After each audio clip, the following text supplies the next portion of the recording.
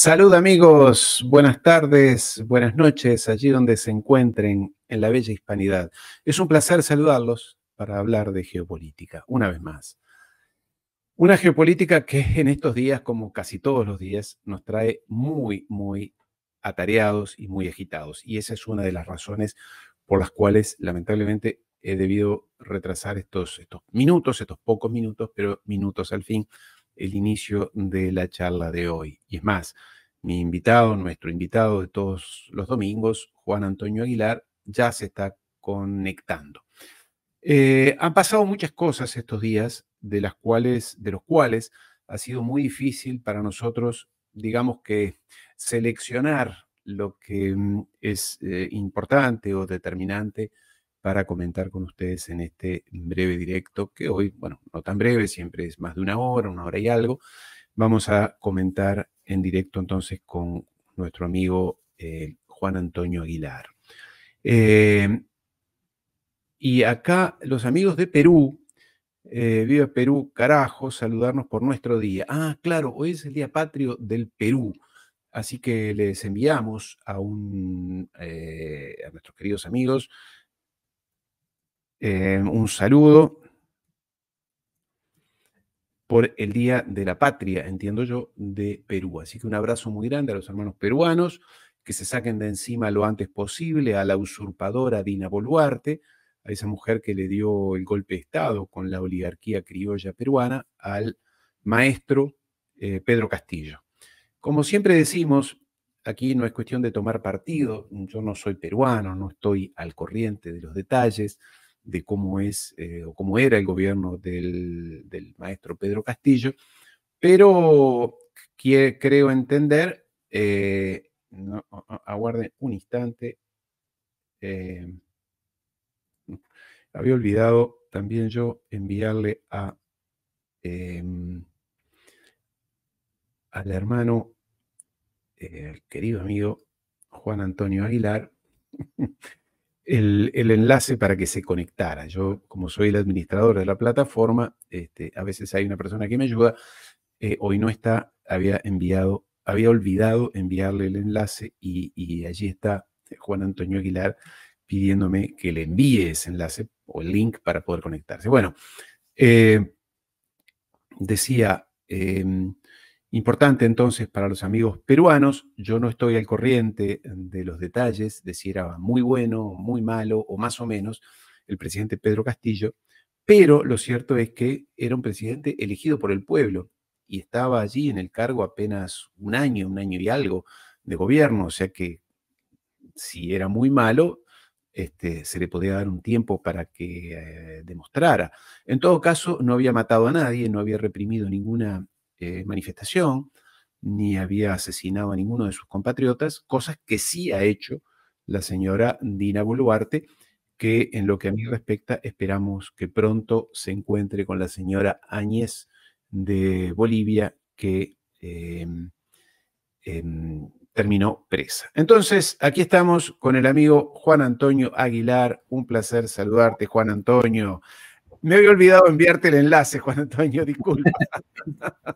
Normal, no pasa nada. Cosas técnicas que pasan y estábamos terminando con la edición de uno de los vídeos. Hoy es día de elecciones en Venezuela, ¿no? Sí, señor. Vamos a ver cómo. No vamos a comentar nada porque todavía creo que hay 2 horas de diferencia horaria con Venezuela. Está en pleno desarrollo, como decía un amigo querido, Walter Martínez, a quien enviamos un gran saludo. ¿Cómo estás, Juan Antonio? Muy bien, muy bien. Como siempre, los domingos nos tocan cosas que están ocurriendo cuando estamos hablando, ¿no? Estamos Sí. con las elecciones en Venezuela, pero también estamos con la situación delicada que existe ahora mismo en la frontera norte del Estado judío con el Líbano, donde puede pasar también cualquier cosa en las próximas horas. Así que, bueno. Estamos en caliente. Pero déjame que te lleve a algo que a mí me toca muy de cerca, la París querida, la Francia, y lo que pasó en la inauguración de los Juegos Olímpicos esta semana, que ha despertado muchísima indignación en algunos sectores. Creo que la institución de los Juegos Olímpicos ha tenido que pedir perdón. Y si me permites, pongo un cortísimo video para que nuestros amigos se pongan en situación. Esto fue parte del show de inauguración de los Juegos Olímpicos en París esta semana, en la cual fue parte del show oficial, ¿no? Fue parte del show oficial, dominado por una escena de la Última Cena, de Cristo, representado por personas queens o queers, que son de la colectividad LGBT, y que esto ha despertado muchísima indignación. Esto fue parte del show oficial. En fin, no abundo en esto porque ya está. ¿Qué te ha inspirado a ti, Juan Antonio? Hombre, lo primero, y así lo hemos titulado en algún sitio, ha sido un espectáculo grotesco, infame, cutre, desde el punto de vista moral miserable, estéticamente un esperpento. En fin, la realidad es que me faltan calificativos, ¿vale? Yo creo que hay que hacer la lectura, y la lectura que mucha gente está haciendo, se puede hacer en distintos planos. La parte fundamental de la crítica suele estar viniendo por el primer plano, el plano organizativo, ¿no? Y cómo se ha organizado esto, ¿no? Es decir, bueno, pues todos conocemos los problemas que está teniendo París. Hay una plaga de ratas y de chinches, al parecer los llevó Putin en un frasco. Es decir, y bueno, ha ocurrido de todo, ¿no? Es decir, podemos hablar de robos, el bloqueo de las líneas férreas, bloqueo de algunos aeropuertos, ha habido violaciones en el metro, el personal de huelga en los hoteles de lujo, por ejemplo, a los futbolistas argentinos, en concreto a Javier Mascherano le robaron relojes, joyas y bueno, un total de $50.000 o euros. Al vicepresidente de Coca-Cola en Europa también le robaron el ordenador, el móvil, un reloj Rolex en la habitación del hotel. En las cafeterías de la Villa Olímpica pues han tenido que racionar algunos artículos por la falta de insumos, es decir, la logística es un desastre. Los deportistas se están quejando de que la comida es escasa, de que les han puesto camas de cartón por aquello del carbono cero, de la locura climática que hay en Europa, ¿no? También, por ejemplo, el equipo femenino sueco de tenis se queja de que para ir hasta donde tienen que jugar tienen que ir 40 minutos en transporte público sin aire acondicionado. Tampoco hay aire acondicionado en las residencias de los deportistas. Me imagino que en los hoteles de lujo donde van los capitostes de la mafia del COI y demás invitados al esperpento sí que tendrán aire acondicionado. Es decir, bueno, pensaban vender 600.000 entradas, al final han distribuido 320.000 entradas, de las cuales 200.000 eran gratuitas porque se han entregado a asociaciones, clubs y demás. Pusieron un sistema de control de acceso al centro de París a través de un QR que no funcionaba, con lo cual, como si te hubiera ocurrido dejarte la documentación en casa, salieras de tu casa y volvieras, el QR no funcionaba, tenías que dormir en casa de unos amigos o debajo de un puente porque ya no te dejaban entrar, ¿no? Sí. Es decir, ahí echaron a 3.000 universitarios de su residencia para meter a bomberos y policías para la seguridad. Por supuesto, estos universitarios, ¿qué han podido hacer? Pues buscarse la vida como han podido, porque claro, alquilar algo en un París olímpico ahora mismo los precios son desorbitados. Han expulsado a taxistas y guías turísticos que no van a poder trabajar estos días dentro de París, porque es que realmente no hay Villa Olímpica, lo han metido todo allí, es decir, todo está lejos una cosa de otras.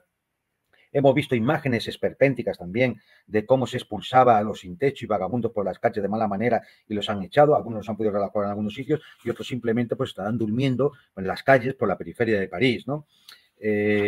Incluso por aquí tenía también un dato que es muy curioso, cómo el transporte público ha pasado a costar, es decir, los tranvías, trenes y metro, ha pasado de costar 2,10 euros, 2,10 euros a 4 euros. Casi un 100% de subida solamente para este espectáculo circense. Luego, bueno, ahora hablaremos de otras cosas, pero también había un tema, había acusaciones y se inició una comisión de investigación por corrupción, exactamente conflicto de intereses, malversación de fondos públicos y favoritismo, que como no había acabado sus trabajos antes de que comenzaran las Olimpiadas, pues en vez de parar las Olimpiadas, lo que se ha parado es la comisión. que se reiniciará cuando acaben las Olimpiadas y por lo tanto ya pues vete a saber si eso llega algún día a buen puerto. Es decir, bueno, pues todo esto acompañado, como digo, de chinches, ratas y demás, ¿no? Es decir, a ver, esto es en cuanto al tema organizativo, ¿vale?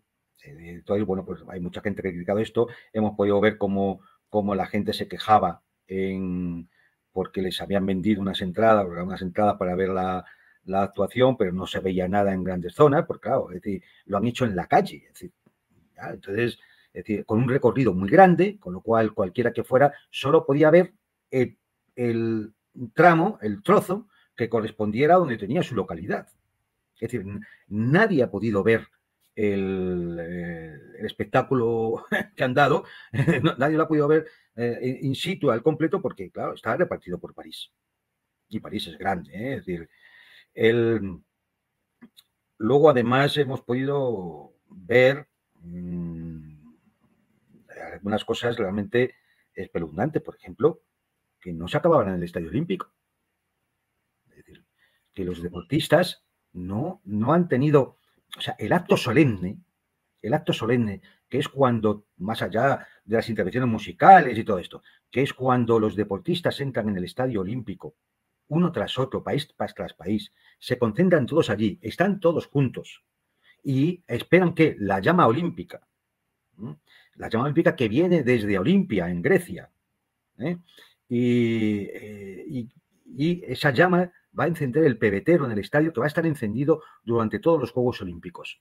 Bueno, pues el pebetero lo han puesto en un parque, la llama olímpica la lleva un rapero que es un drogadicto, o sea, unas cosas, de verdad, a los deportistas los metieron cada uno en un barco y los pasaron por el Sena, y ya como colofón y simbólico, izaron la bandera olímpica al revés.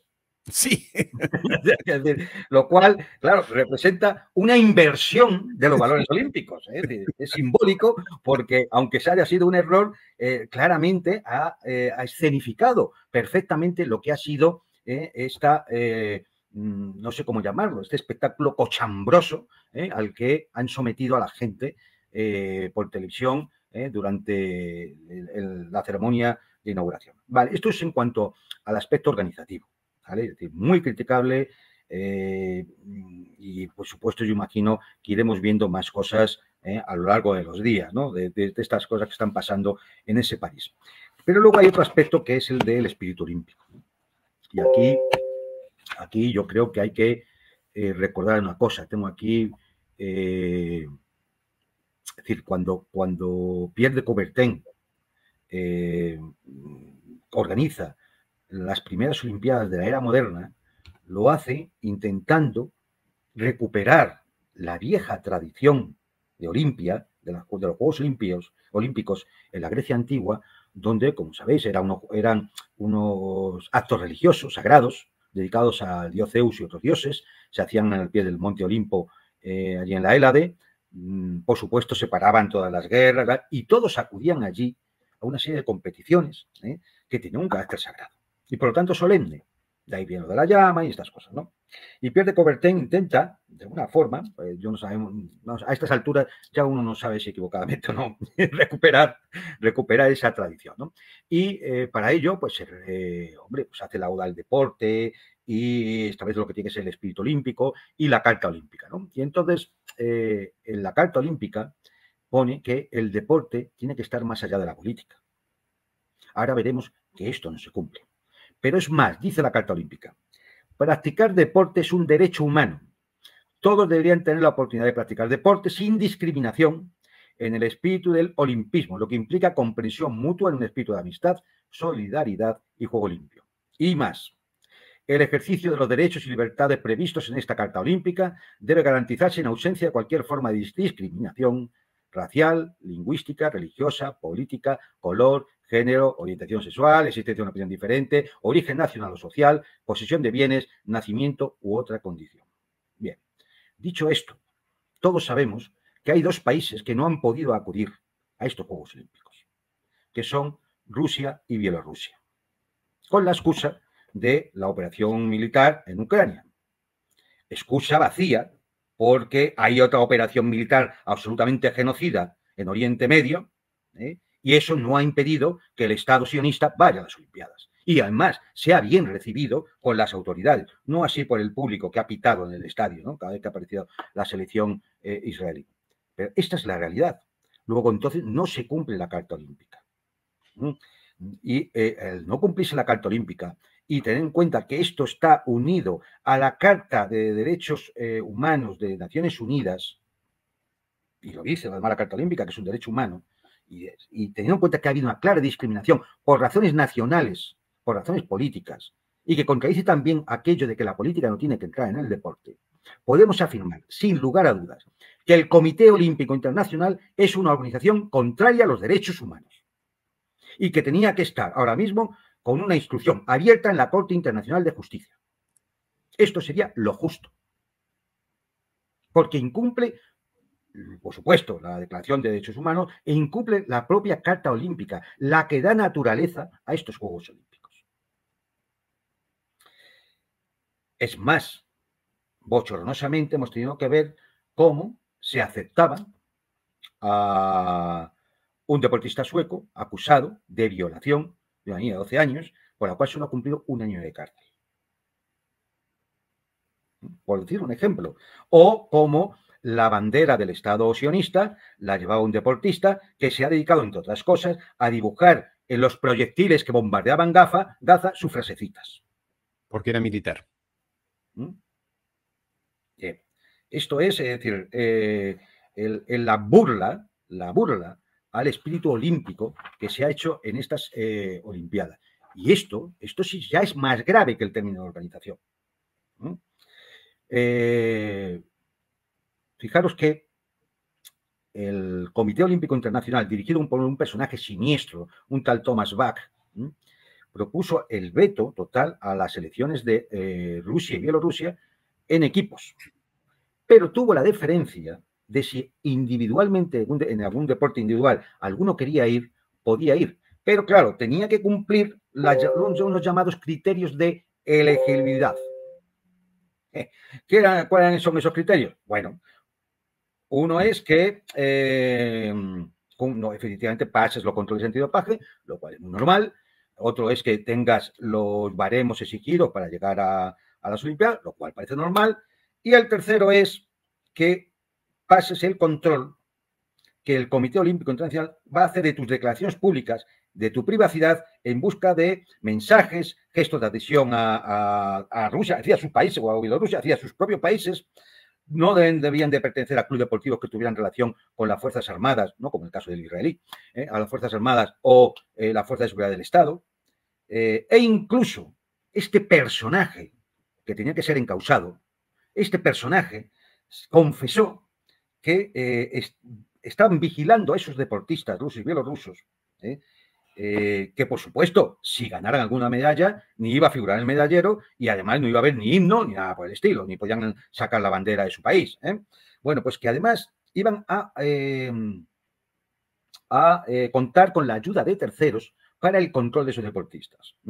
¿Y cuál es esa ayuda de terceros? Pues hombre, pues nada más y nada menos que el servicio de seguridad ucraniano, el servicio de inteligencia ucraniano.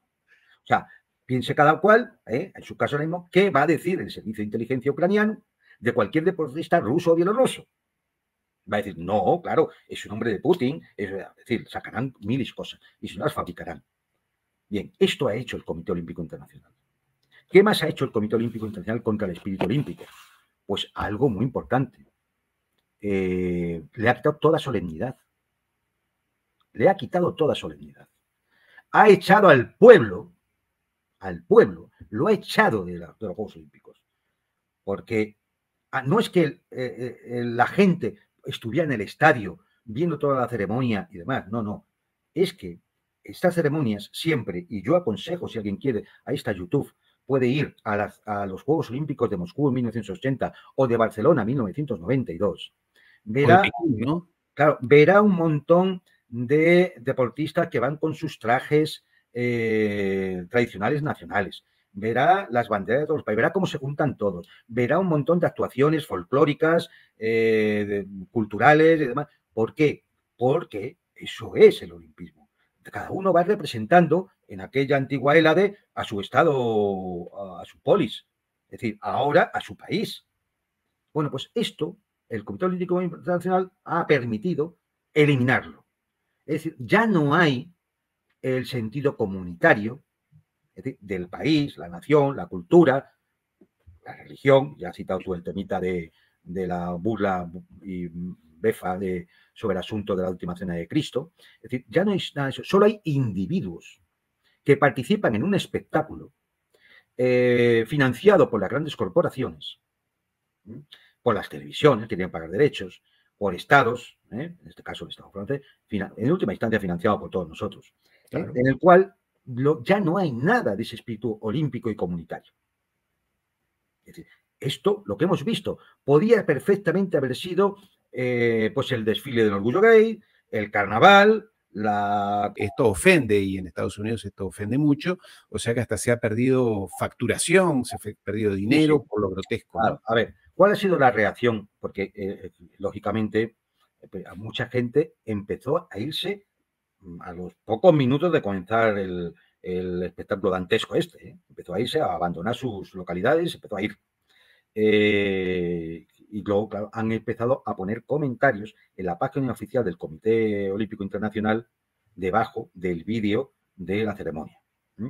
Hasta el punto de que después de miles de comentarios donde ya se pueden imaginar nuestros espectadores los calificativos, han decidido eliminar el vídeo y borrar los comentarios. Es decir, han decidido eliminar el vídeo porque han empezado a haber empresas que habían patrocinado, que han decidido que se acabó, que ni un duro más. Es decir, claro, ¿por qué? Porque claro, es que al final todos van a ser señalados. Tú colaboraste con aquello, con aquella bazofia, tú colaboraste. Entonces, hay empresas que por su propio interés han decidido, uy, esto nada, fuera de aquí, ¿no?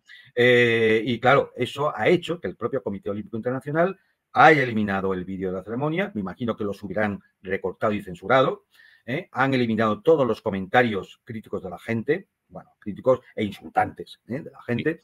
Y una señora, la portavoz del Comité Olímpico Internacional, ha salido a decir en una rueda de prensa que se disculpaba y que lamentaban si alguien se había sentido ofendido, porque ellos lo que querían dar la sensación es de que esto eran los juegos de la tolerancia. Vamos a ver, sí. Pequeño imbécil, porque no se te puede decir otra cosa. O sea, ¿me quieres decir tú que la tolerancia se mide por atentar contra los sentimientos religiosos de miles de millones de personas? Porque no solo son los cristianos los únicos que se han sentido aludidos.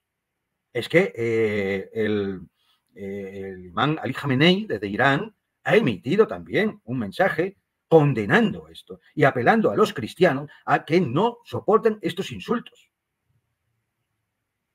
Es que cualquiera que tenga un mínimo de sensibilidad y de respeto, de educación, no puede estar de acuerdo con esto. Aunque se sea ateo, aunque se sea agnóstico, no tiene que ver. Tú estás hiriendo y ofendiendo los sentimientos de millones y millones de personas. Y a esto lo llama tolerancia. Aquí está el tercer plano y es el más grave de todos ellos. Fíjate si es grave lo que ya le vamos hablando, el más grave de todos ellos. Y es que es el síntoma clarísimo de la decadencia de Occidente. El Occidente realmente existente, no ese que, bueno, pues en los libros de historia a veces nos surge como ese mundo greco-romano, luego convertido en Roma, en la cristiandad medieval, ¿no? Luego el imperio germánico y todo esto. Es decir, eso que algunos autores de las ciencias del espíritu, como decía Wilhelm Dilthey, llamaban el Occidente, ¿no? No, el Occidente realmente existente es eso que hemos visto. Eso que hemos visto es el Occidente realmente existente. Europa es otra cosa, muy distinta. Lamentablemente hoy oculta en auténticas catacumbas, porque está absolutamente sometida a la presión de ese Occidente. Eso es Occidente. El Occidente realmente existente. Se busca vaciar una vez más nuestra cultura para convertirnos en simples objetos de consumo al servicio de las élites que son las que se van a enriquecer siempre con esto. Esas élites que, por supuesto, no van a dormir en camas de cartón, van a tener aire acondicionado, no van a tardar 40 minutos en un transporte público y no les importa un rábano la descarbonización y todo lo demás. Todo eso es para la plebe. Porque los pobres no tienen que tener cultura, ni elevarse en el espíritu comunitario. La basura para los pobres. Ellos no. Es decir, quiero decir, no es casualidad. Esto no es que les haya salido mal o que es que han elegido a las personas equivocadas a la hora de plantear un espectáculo que, por otro lado, desde el punto de vista tecnológico y de los efectos especiales y demás, estaba muy logrado, porque es lo único que saben hacer. Es decir, tecnología vacía de valores. Que este es otro de los aspectos profundos que uno puede ver. Mucha tecnología, mucho ordenador, mucha inteligencia artificial, mucha luz, pero todo vacío. Es todo cartón piedra. Es como si viéramos, como si en vez de ver la película de la Guerra de las Galaxias en el cine, y tú la veías y decías, ¡guau! Impresionante, ¿no? Pues si en vez de verla ahí, la vieras en el estudio de cine donde se estaba realizando, te darías cuenta que todo eran maquetas, todo era cartón piedra, y todo era mentira. Bien, pues esto es, todo es mentira. Son luces, fuegos artificiales, efectos, bueno, más o menos estéticos, que no tienen nada detrás. Es decir, ausencia absoluta de valores, anomia, esa es la crisis de Occidente. Y una cosa muy preocupante y que a mí realmente me molesta mucho, y es, yo apelo a que la gente deje de ver estas Olimpiadas, de verdad. No les hagamos el juego. No les hagamos el juego. Sí, están los deportistas en nuestros países y, oye, les deseamos mucha suerte, pero no les hagamos el juego. Como hubo gente que decidió levantarse de su asiento y largarse a su casa. Como ha habido un periodista italiano que ha solicitado asilo político en Rusia, porque no aguanta más, ¿no? O como ha habido periodistas franceses que han dicho que no piensan seguir ya más las Olimpiadas estas. Es decir, efectivamente tenemos algo que hacer ahí, pero los deportistas también.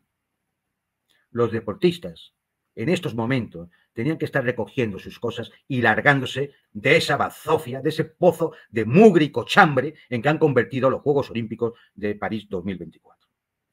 Juan Antonio. Y hasta ahora solo ha habido un deportista, creo que es un argelino, que ha decidido que se iba porque no pensaba participar con un atleta israelí, teniendo en cuenta todo lo que estaba ocurriendo y teniendo en cuenta la vara de medir del Comité Olímpico Internacional respecto a los deportistas de otros sitios por causas muchísimo menos graves.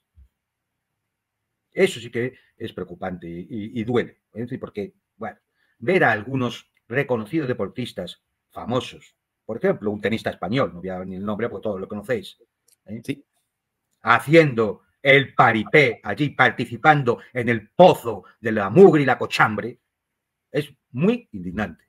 Innecesario, además. O ver al presunto jefe del Estado español como, ante unas cosas soez, como es tener a María Antonieta, antiguo familiar suyo, con la cabeza en un lado, y cantando eso, es decir, una canción, oye, mira, es decir, incluso para estas cosas que son historia, hay que tener un poco de respeto. Las cosas ocurrieron en la Revolución Francesa como ocurrieron, y el terror lo hubo, y como en todos esos episodios en la largo de la historia habrá habido injusticias, y no voy aquí a sacar la cara por María Antonieta y si mereció o no mereció la guillotina, sino simplemente es que una persona que está muerta, que no puede defenderse, hacer burla, mofa. O sea, no es una obra de teatro donde se represente la historia, no es una película histórica, no es una obra literaria, es una burla, y hay un señor que sabe que es un antepasado suyo y está impertérrito, como un majadero, aguantando eso. Juan Antonio se refiere al rey de España, jefe del Estado, que tuvo que presenciar esa escena en la que un grupo de rock y demás cantaban con la cabeza decapitada, el cuerpo decapitado de María Antonieta, quien era la reina, esposa de Luis XVI, decapitados ambos en 1791 o 92, no recuerdo, en plena Revolución Francesa. Te llevo a otro espectáculo, también creo yo bochornoso, y ya me dirás tú. Of Israel I came here today to say thank you, America. En nombre Thank del you for pueblo your de support Israel, and solidarity. Thank you gracias. for standing in Israel, Gracias. with Israel, in our hour of need. Together we shall defend our common civilization. Juntos vamos a defender nuestra civilización. Gracias al pueblo, de parte del pueblo de Israel, gracias a Together we shall secure a brilliant future for both our nations. Y vamos a asegurar un futuro feliz para ambas naciones.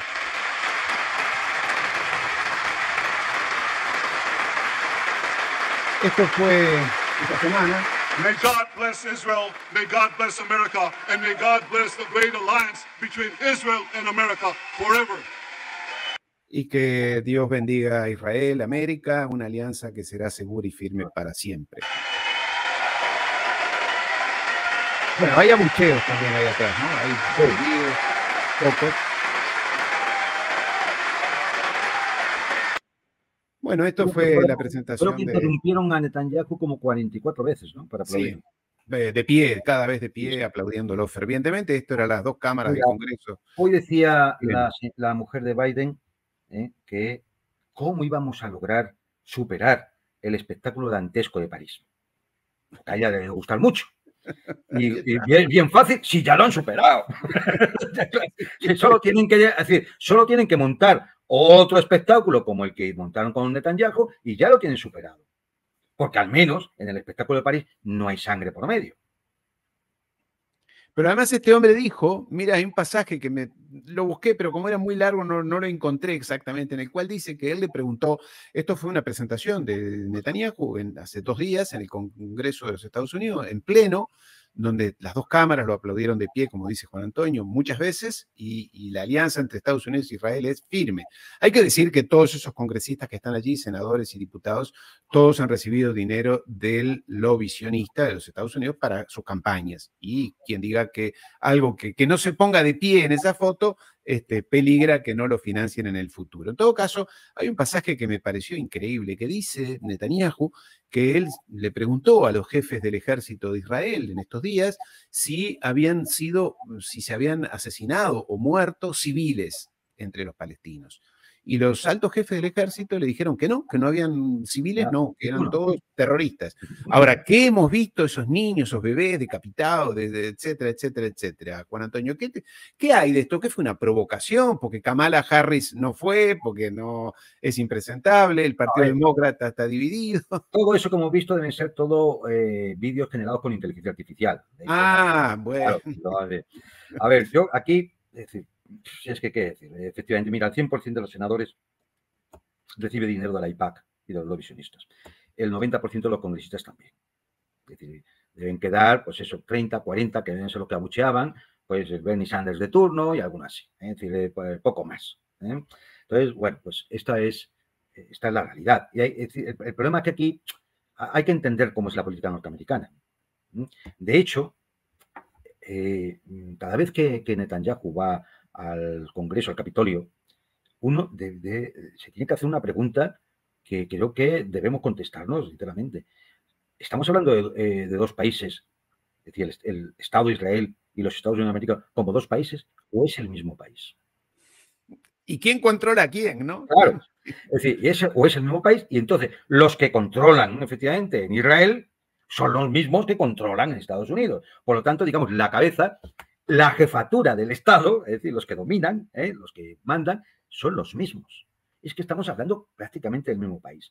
Es decir, que en el Capitolio pueda intervenir un jefe de Estado extranjero ocurre muy pocas veces. Tiene que ser pues una consideración muy especial, pues yo qué sé, porque haya comenzado un reinado. Creo que recordar que Juan Carlos I intervino una vez allí. Es decir, pero vamos, que es decir, a la inmensa mayoría de los países del mundo, no a sus jefes de Estado, no los invitan a hablar en el Capitolio ante la Cámara de Representantes y el Senado juntos. Carlos Menem de Argentina sí fue una vez. Y también ovacionado. Sí, es decir, que yo entiendo que de vez en cuando hay algún invitado, pero es que Netanyahu no hace mucho tiempo que ya estuvo. Es decir, el mismo Netanyahu ya ha estado 2 veces. Sí. Y otros presidentes del Estado sionista han estado ya en el Capitolio. Es decir, parece una norma. Parece una norma. Y claro, si tenemos en cuenta lo que hemos dicho de los lobbies y de esto, da la sensación, de verdad, de que, bueno, pues el llamado Estado de Israel no es más que un Estado más de los Estados Unidos sionistas de América y Oriente Medio. Sí. Es decir, que parecen que es el mismo Estado, ¿no? Es decir, da esa sensación. Claro, como la política ahora mismo está como está en Estados Unidos, pues vamos a ver, hay que ser serios. Kamala Harris pensó, si quiero atraer parte de ese voto demócrata que está protestando en las calles y que tiene tomadas las universidades contra la actuación del Estado de Israel, no puedo ir a que me allí y que me vean aplaudiendo. Ahí tenía que estar aplaudiendo. Y entonces se cuidó de eso, ¿vale? A Trump no le hizo falta, porque Trump efectivamente no nunca ha ocultado, ni su votante es alguien que en principio vea al Estado de Israel como un enemigo, porque muchos norteamericanos efectivamente ven el Estado de Israel como si fuera un Estado más. Muchos tienen pasaporte de doble pasaporte. Sí, señor. Claro, pero no ciudadanos normales, no, miembros del gobierno tienen doble pasaporte. El propio Tony Blinken, ¿no? Claro, miembros de las instituciones tienen doble pasaporte. Miembros del Pentágono tienen doble pasaporte. Es decir, hay una interrelación entre los dos estados que va mucho más allá de lo que se entiende como una normal alianza. O sea, a ver, uno puede entender más o menos que hay una alianza entre Rusia y China. Hombre, pero no se ve que tengan doble pasaporte, que haya un ministro chino en Moscú, que decir, no sé, estas cosas, es decir, no, esto no se ve. Mayor es la alianza porque ya hay un tratado de la Unión de Rusia con Bielorrusia y en cambio no hay ministros bielorrusos en Moscú ni viceversa. Es decir, el entrelazamiento que existe entre el Estado de Israel y los Estados Unidos va más allá de cualquier tratado internacional, de cualquier alianza defensiva o económica, va mucho más allá de cualquier tratado de libre comercio, va mucho más allá de cualquier tipo de estas cosas. Es decir, es prácticamente el mismo Estado. De hecho, si recordamos, por ejemplo, a Nikki Haley, que fue embajadora de los Estados Unidos en el Consejo de Seguridad de Naciones Unidas, esta asumió y confesó y lo declaró que estaba allí para defender los intereses del Estado de Israel. Claro, es decir, no lo sé, es decir, es que yo no se me ocurre pensar que el representante brasileño en un momento determinado del Consejo de Seguridad diga que está allí para defender los intereses de Sudáfrica o de Mali o de, no sé. Claro, es decir, es que son, estas cosas solo lo puedes ver dentro de la política norteamericana. Y, claro, esto tiene unas lecturas y unas consecuencias, ¿no? Entonces, no es extraño, es muy, ¿cómo decirlo? Ves estas imágenes que has puesto y te das cuenta que hay cosas que no tienen solución. Que no tienen solución. Claro, es que ves esto y dices, oye, que este señor está buscado por la Corte Penal, por la Corte Internacional de Justicia, está encausado en el Tribunal Penal Internacional. Son 40.000 los muertos ya. Casi la mitad son niños. Un tercio son mujeres. ¿Y por qué lo invitaron? Porque realmente no es un buen momento, ¿no? Bueno, es que yo creo que se invitó a él. Sí, no, la iniciativa sale de Netanyahu. Él quiere ir al Capitolio. Y entonces, como nadie se lo va a poner, pues nada, se le invita y va. Pero sale de él. Evidentemente, no creo que a Biden, aunque estuviera un poco en sus luces, dijera, hombre, no es este el momento de venir. Por lo menos espérate a que pasen las elecciones. Sí. Claro.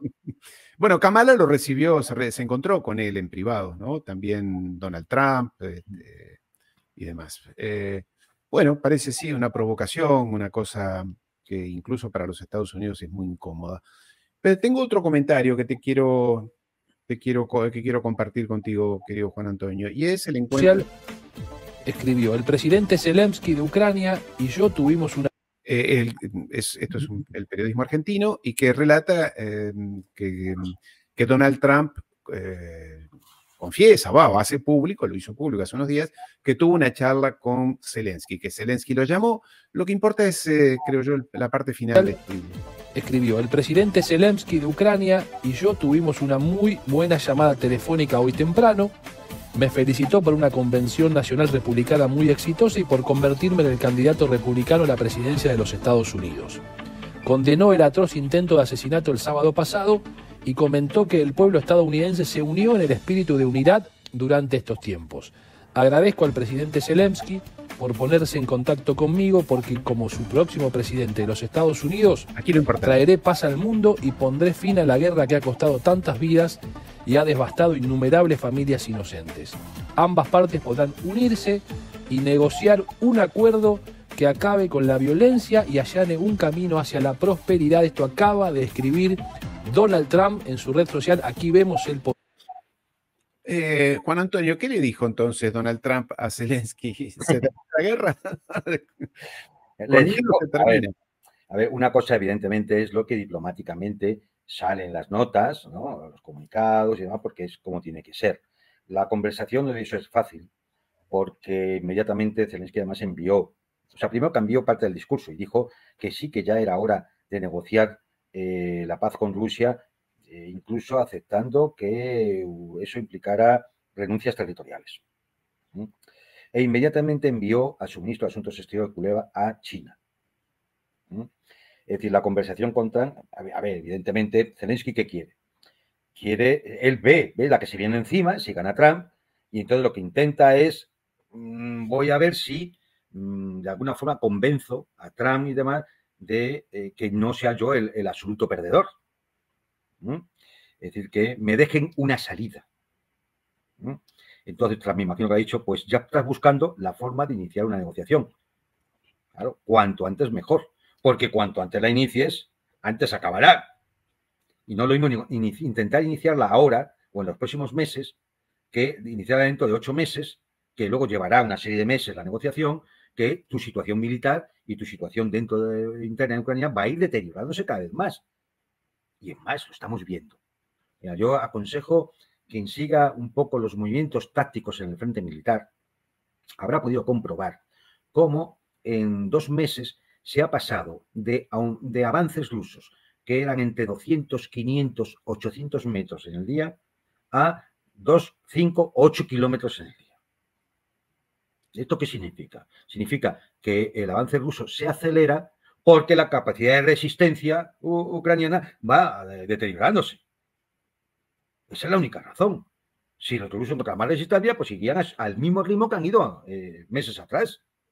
Es decir, eso no va a cambiar su forma de hacer la guerra. Irán a una guerra de desgaste poco a poco. Pero claro, ¿qué ocurre? Claro, si lo que se encuentran ya tiene menor resistencia, pues tú vas a poder acelerar el avance. Y eso es lo que está ocurriendo. Eso es lo que está ocurriendo. Si a esto lo unimos los temas internos de la fractura que hay dentro del régimen ucraniano, el cansancio y la baja moral en la población, el fracaso de la movilización, la huida permanente de gente a través de las distintas fronteras, es decir, una economía destrozada, el choque que tienen ahora con Hungría y Eslovaquia, lo cual puede bloquear todas las ayudas de la Unión Europea. Es decir, cada vez la situación es más complicada. Y Zelensky lo que busca es una salida. Es decir, él debe entender, y creo que entiende bien, que si continúa Harris va a continuar la política de los neocons del Partido Demócrata. Y entonces va a seguir como hasta ahora. Pero que si gana Trump, él ha visto una muy mala señal.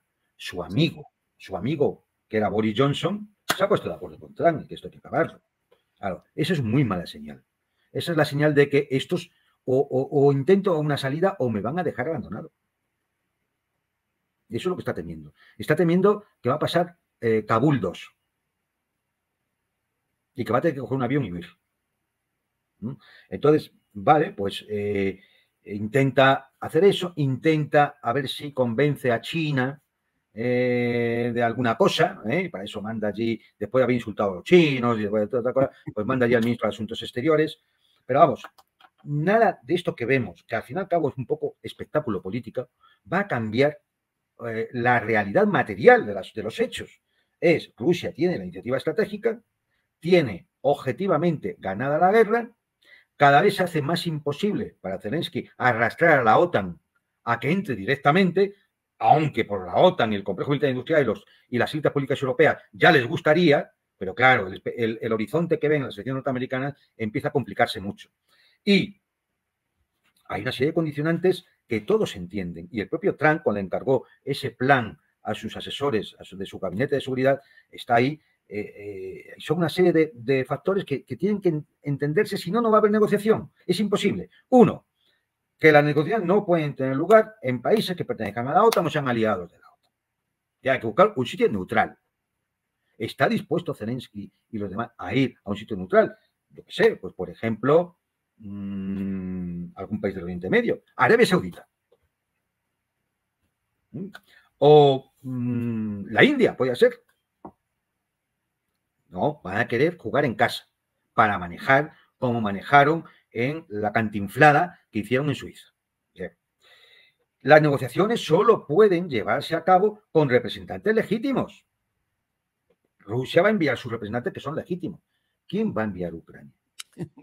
Claro, Zelensky dejó de ser presidente electo hace 2 meses, pero es que le quedan horas, Ariel, le quedan horas a la Rada ucraniana, la Asamblea Legislativa Ucraniana, que 29 de agosto se acabó su mandato.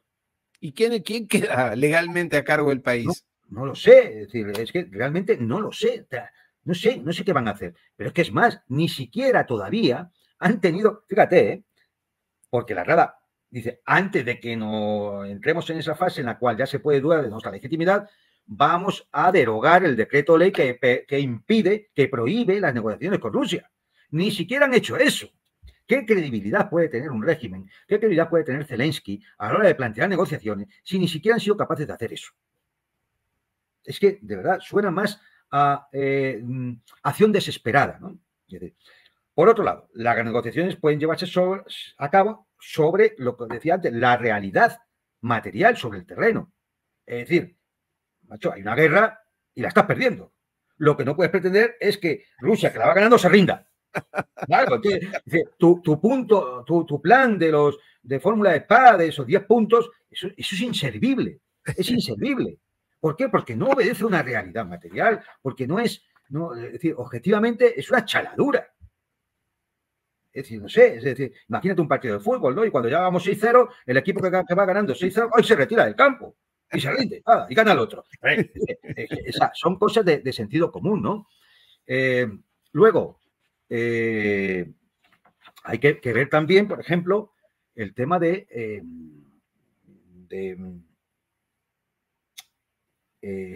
no puede quedarse solo en una especie de armisticio o alto el fuego, o no, hay que buscar una solución definitiva. Bueno, eso parece que fue lo que fue a buscar Kuleva, según me dijeron en Washington a mí. Claro. Que fue a buscar un alto el fuego. Claro, tiene que ser una rendición. Claro, en cierto sentido, decir, oye, vas a tener que respetar el idioma ruso para la población prorrusa que queda en Ucrania, si se llegara a un tratado de paz. Por supuesto, la neutralidad. Pero es que la neutralidad exige tocar la constitución ucraniana, porque estos necios metieron en la constitución que Ucrania tenía que ser un país que estuviera en la OTAN. Y claro, si ahora dice que no puede estar en la OTAN, está incumpliendo la Constitución. Luego todo el tratado, pues al final puede llegar un ucraniano y decir, esto es ilegítimo. Esto lo denuncio yo en el Tribunal Constitucional. Es decir, todo eso hay que hacerlo antes de que las negociaciones lleguen a buen puerto. Y por último, precisamente para que un tratado de paz fuera efectivo, hay que pensar en un sistema de seguridad global europea. No puede ser solo ese frente ahí en el este de Ucrania, porque mañana se puede abrir un frente en Finlandia o en Moldavia o en el Cáucaso, que ya lo han intentado con Georgia, o claro, en el África Central, o que ya lo dice China, ¿no? La solución, y esto es un mensaje Kuleva también, para que la transmita, la solución es un tratado de seguridad colectiva. Es decir, que sí, tiene que valer para el este de Europa, tiene que valer también para Asia. Lo cual demuestra que efectivamente estamos ante un choque geopolítico global en el cual Zelensky es un muñecote que hasta ahora se lo ha creído, se lo han hecho creer, se lo han pagado muy bien, pero que lógicamente ya empieza a ver las cosas mal y difíciles, y creo que tal como vayan ocurriendo las cosas en los próximos meses, puede acabar entrando en pánico. En pánico. Hay un factor que yo quiero conversar contigo que es más global y es China. China hasta hace unos pocos meses, unos pocos días, en realidad era muy bajo perfil, pasaba desapercibido, sobre todo en la gran escena diplomática mundial. Bueno, el año pasado convocó a instancias de lo que ya había hecho Rusia previamente, el reencuentro entre Irán y Arabia Saudita. Que fue histórico. Y ahora este rol que está teniendo, bueno, por algo va Kuleva allí a China, y por algo está pasando esto que te voy a mostrar ahora, que me gustaría meterlo en el mismo paquete, querido Juan Antonio. China, a diferencia de muchas naciones occidentales, no considera a Hamás una organización terrorista. El pacto representa un importante triunfo diplomático para Pekín. China quiere expandir su influencia en la región y presentarse como mediadora de paz en la escena internacional. Tras reiterar sus llamados a un alto el fuego en Gaza, Pekín describió su visión sobre el futuro de la región. El segundo paso será defender el principio de que los palestinos gobiernen Palestina y trabajar juntos para avanzar en la gobernabilidad de Gaza tras la guerra. La guerra ha dejado Gaza devastada. Comenzar con la reconstrucción se ha convertido en una cuestión prioritaria para la próxima etapa. Bueno, China reuniendo a las diferentes facciones palestinas, no solamente al-Fatah y 14, ¿no? Creo que eran Hamas. 16. 14, creo que fueron 14 y estuvieron presentes varios estados árabes de la región. ¿Qué pasa con China? Que hasta ahora era, ya digo, pasar desapercibido, los grandes temas internacionales, nosotros no nos metemos y ahora juegan en la cancha grande, dominan, a pesar de que los medios de comunicación occidentales no dan cuenta de nada, como tampoco dan cuenta del pleno del Congreso del Partido Chino, donde se decidieron temas económicos muy importantes. ¿Cómo lo ves a esta nueva China? Bueno, a ver, China, lo que pasa es que cada vez va tomando el protagonismo que realmente tiene, el que por su volumen demográfico, territorial, militar, económico, etcétera, tiene. Es decir, es miembro permanente del Consejo Superior del Consejo Superior de Naciones Unidas. Y de hecho, veto. Es decir, China tiene un poder global importante y cada vez más.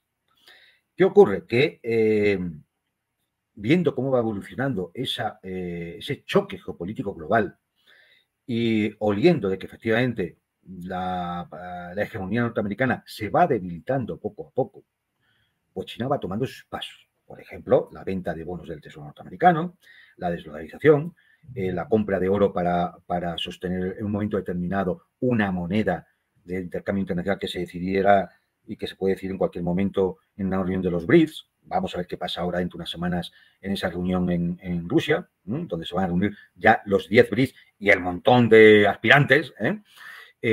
Claro, esto implica que China cada vez también se siente más segura, porque tiene su retaguardia estratégica, la tiene cubierta. Sabe que la alianza con Rusia no es solamente porque Putin y Xi Jinping se caigan simpáticos. No es por una cuestión histórica, porque realmente han sido rivales durante épocas históricas, muy rivales, y han tenido sus choques. No es una cuestión de que uno coge, y como muchas veces digo, uno coge el globo terráqueo y pone el punto Nemo terrestre y lo mira desde ahí, desde arriba, y lo que ve es la gran isla euroasiática junto con África. Y eso es lo que ve China. Eso es lo que ve China. ¿No? Eso es lo que ve China. Y efectivamente, si lo empequeñeces un poco más, se ve todavía mejor. Es decir, porque así, efectivamente, uno pone el centro ahí y ¿qué ve? Ve toda esa isla mundo que decía Harold Mackinder, ¿no? Claro, Mira lo que es este país, es impresionante, ¿no? Claro, es decir, los europeos... ¿Cuántos usos horarios tiene Rusia? Me parece que son 11. 11, o sea, 11 cambios de hora de tan grande que es este país. 11. Y comparten esta frontera aquí, ¿no? Los europeos siguen sin percatarse de que son una península en Eurasia. No lo acaban de entender eso muy bien. Ellos piensan que el centro del mundo está en París. Sí. Bueno, ha quedado demostrado. Entonces, China, luego además tiene una diplomacia muy, muy característica, que es la de ellos buscan el ganar-ganar. Al chino le gusta ganar. Obvio. En una negociación le gusta ganar. Y no entiende una negociación en la cual se corre el riesgo de que o pierda ella o pierdan los dos, tampoco le interesa. Claro. Porque a ella lo que le interesa es ganar, que se gane algo. Y China sabe que hay que intentar pacificar el Oriente Medio porque es una de las vías de su ruta de la seda, que viene por Irán y entra a través de Turquía y a través de Jordania y de los puertos de Gaza y de los puertos israelíes, entra en el Mediterráneo Oriental. Claro. Es una de las vías de entrada. La otra es, lógicamente, la rusa y la del norte. Entonces, Es decir, a China le interesa que eso se pacifique, que eso se desarrolle. Porque entre otras cosas también necesita las materias primas energéticas que hay en esa zona, necesita la entrada al Mediterráneo Oriental, necesita que funcione todo eso. Y por lo tanto le interesa, efectivamente, que se solucione el conflicto. Y sabe perfectamente que el conflicto pasa por el reconocimiento del Estado palestino, por la construcción de ese Estado, y una cosa esencial para ello es poner de acuerdo a todas las facciones palestinas. ¿Y será posible esta vez? Para que deje de esa división de Cisjordania y Gaza y estas cosas que han ocurrido en las décadas pasadas y que han influido mucho en la situación del conflicto y que interesaba mucho a Israel, claro, esa división. Claro, esto es un golpe terrible que también se le da a la diplomacia norteamericana, porque claro, es decir, quien realmente en un momento determinado va a establecer que hay una voz única de los palestinos y por lo tanto un representante legítimo del Estado palestino, lo va a conseguir China. Y lo puede conseguir China ahora porque se siente más segura, porque tiene la retaguardia estratégica, la tiene asegurada, que es Rusia. Por esa simbiosis necesaria por la geopolítica global. Y estamos viendo no solo lo de la facción palestina, hemos visto cómo el ejército chino se ha ido a Bielorrusia a realizar maniobras militares con el ejército bielorruso, donde ha habido más que intercambio de tácticas y demás. Ahí hay acuerdos muy importantes desde el punto de vista militar. Hemos visto los vuelos con bombarderos estratégicos que realizan sus aviones, su bombardeo estratégico con los de Rusia, hasta el mar de Barents o hasta el estrecho de Bering, es decir, a pocas millas de las costas norteamericanas. Claro, hemos visto, lo vamos a ver ahora en la reunión del BRICS, cómo van a intentar ir a los sistemas de pagos internacionales fuera del SWIFT, lo que acelerará el proceso de dolarización, porque se tendrá que hacer en algún tipo de monedas o de los propios BRICS o en esa moneda UNIT que ya está modelada y que están pensando a ver cómo la pueden ir implantando, que estará basada en un 40% en oro y en un 60% en materias primas. Es decir, todo esto son cada vez apuestas más fuertes que va realizando China.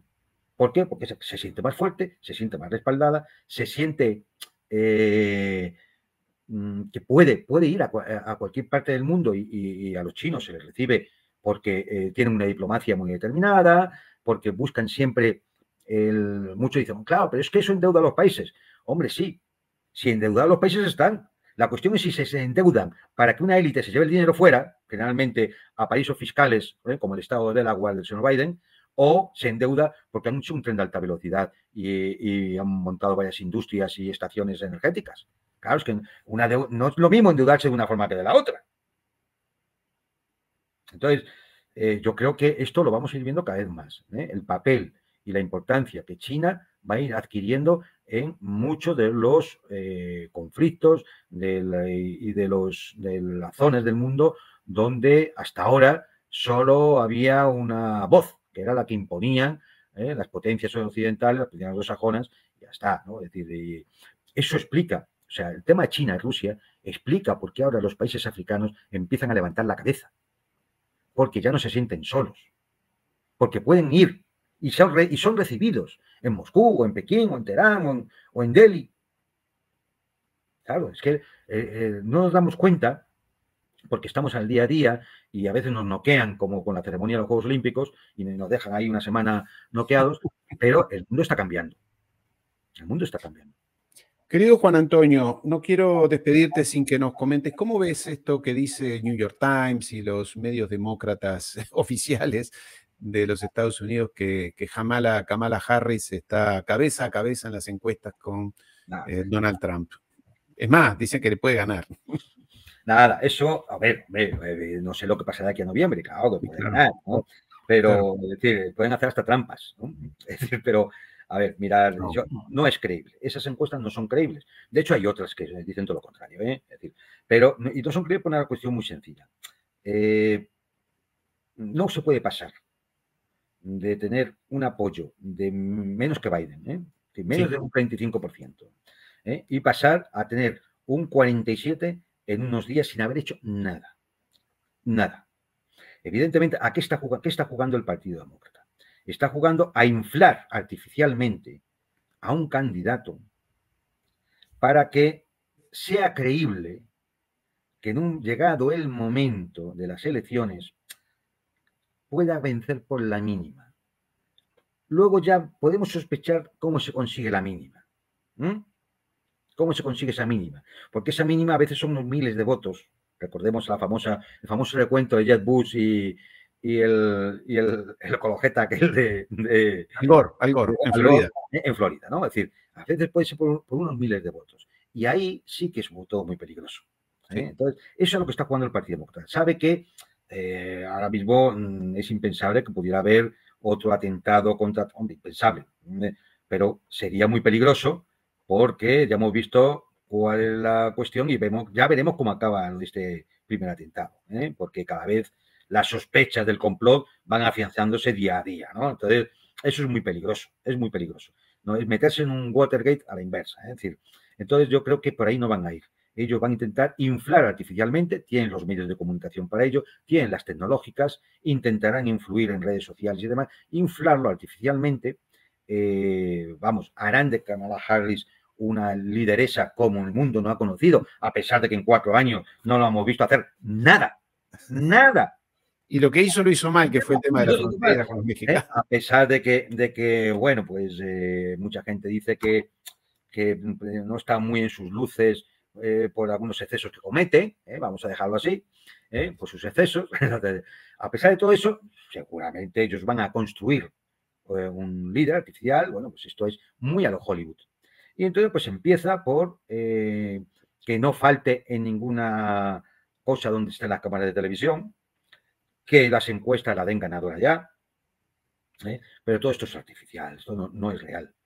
¿Pueden engañar a la gente así? Claro que sí. Claro que sí. Puede haber gente que no pensó ir a votar y ahora le dicen que a lo mejor Kamala Harris puede ganar y dice, bueno, pues entonces voy a ir, a ver si es verdad. Claro, o por poco la vamos a ayudar. Y claro, y entonces puede pasar cualquier cosa. Pero evidentemente yo, no creo, sinceramente, ya veremos qué papel hace en el debate que va a tener con Trump, creo que el 10 de septiembre. Sí. Es decir, ya veremos cómo pasa el tema de la Convención Nacional Demócrata.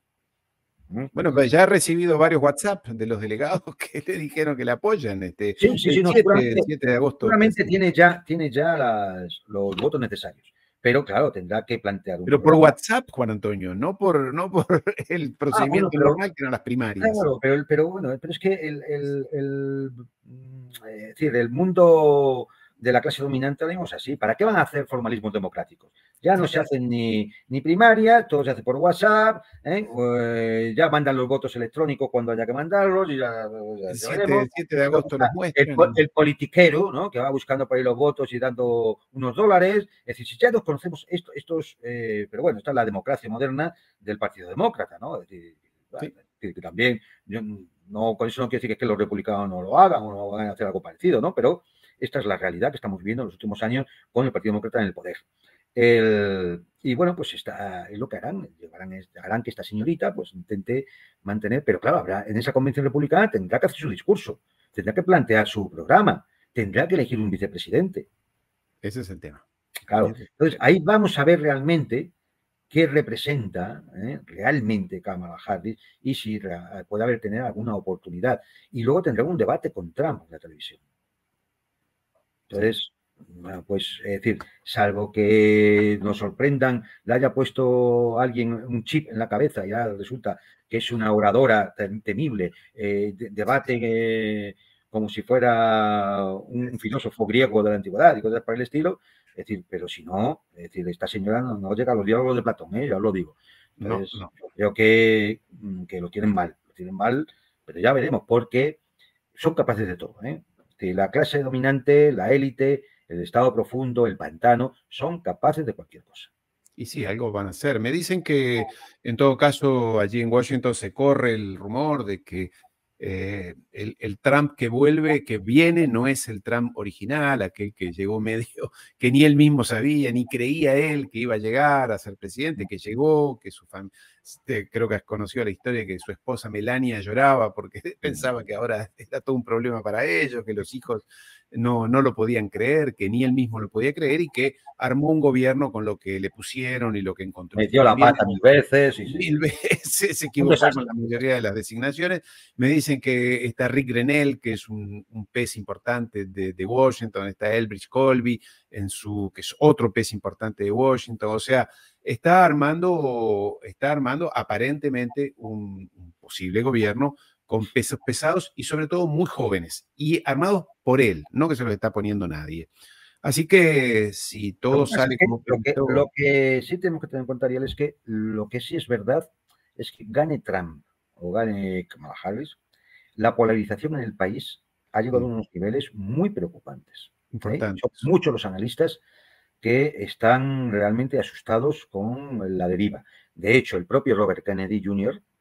dijo recientemente que algo iba a pasar en Estados Unidos, que iba a haber algún tipo de revolución, va a ocurrir. Wow. Lo que no sabemos si será dirigida por el mundo oscuro y siniestro o por idealistas, pero que algo va a ocurrir. Es decir, es algo que yo creo que muchos ya sienten. Y lo siento porque lo perciben, lo deben percibir en la calle, en la gente. Y eso, es decir, yo creo que pase lo que pase en noviembre, eso será un proceso que seguirá. Y si gana con Donald Trump, algo tendrá que hacer para revertir ese proceso. Con lo cual tendrá que tomar medidas. ¿Algo tendrá que hacer él, dices tú, o qué le harán? No entendí. No, algo tendrá que hacer si quiere revertir ese proceso de fractura del país. Bueno, él viste que ha cambiado un poco su tono, ya no es tan incisivo, tan despectivo. Ahora con Kamala, en el día de ayer, hizo un acto, la trató de corrupta, etcétera. Pero si no, había como que suavizado un poco y daba la impresión que estaba más para decir, bueno, justamente, voy a ganar, sumemos antes que seguir dividiendo, parecía, ¿no? Sí, hombre, y de hecho, ese tono más presidencial sería lógico que adoptara si las encuestas le van bien, porque le puede ayudar precisamente a eso, a calmar un poco una situación que en cualquier momento se puede volver explosiva por cualquier circunstancia. Es decir, vuelvo a repetir, lo comentamos en su momento, es decir, si el atentado hubiera acabado con la vida de Donald Trump, en los Estados Unidos habría una situación muy delicada, muy delicada. Recuerda siempre que es un país donde hay 400 millones de armas en manos de la población. Wow. Hay más armas que gente.